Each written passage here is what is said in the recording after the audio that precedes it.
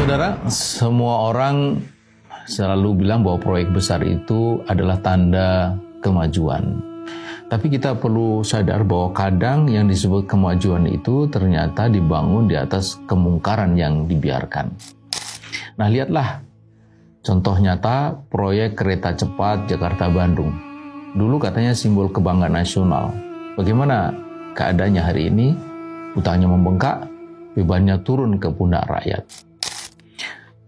Soalnya adalah mengapa itu bisa terjadi? Karena siapa yang waktu itu bisa mencegah ketika presiden sudah berkata harus?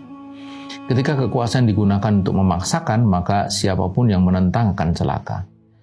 Itulah bahaya sangat nyata ketika kewenangan tak dibatasi oleh kebenaran.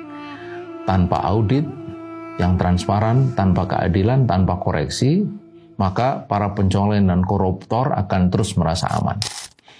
Akibatnya, hukum berubah menjadi alat kekuasaan, di mana selama kau di pihak pengusaha, kau aman, tapi begitu sudah berada di seberang, kau pasti akan diperkarakan. Saudara, mestinya, dan ini sangat ditekankan dalam Islam, ada 3 hal yang harus ditimbang sebelum sebuah proyek, apalagi proyek besar itu dilakukan. Yang pertama, secara syar'i dia halal atau tidak. Kalau proyek itu digaya dengan utang yang berbunga, jelas itu haram. Apalagi di sana ada fraud, ada konflik interest, ada korupsi, ada manipulasi. Kemudian yang kedua, benar atau tidak? Apakah benar-benar diperlukan atau sekedar sebagai sebuah ambisi politik? Dan kemudian secara teknis, betulkah desainnya seperti itu?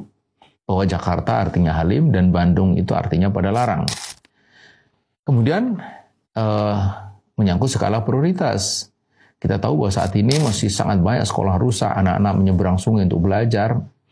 Maka apakah pantas triliunan rupiah dihabiskan hanya demi mereka yang ingin cepat sampai ke Bandung? Harga tiket 300 ribuan bukan masalah waktu, tapi ini masalah keadilan. Mengapa? Untuk siapa sesungguhnya proyek ini dibuat?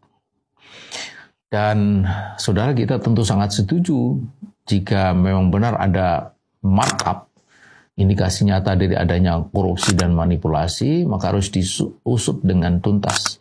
Dan yang bersalah harus dihukum setimpal. Karena jika tidak, ini akan menjadi presiden yang sangat berbahaya.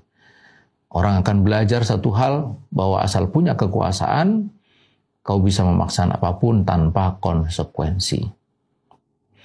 Dan ingatlah saudara, kadang yang paling berbahaya bukan sekedar tinari penguasa, tapi diamnya manusia yang tahu itu salah, namun memilih membatin saja. Kata Nabi, itu selemah-lemah iman. Dan semoga kita semua pemirsa tidak masuk di dalamnya. Insya Allah.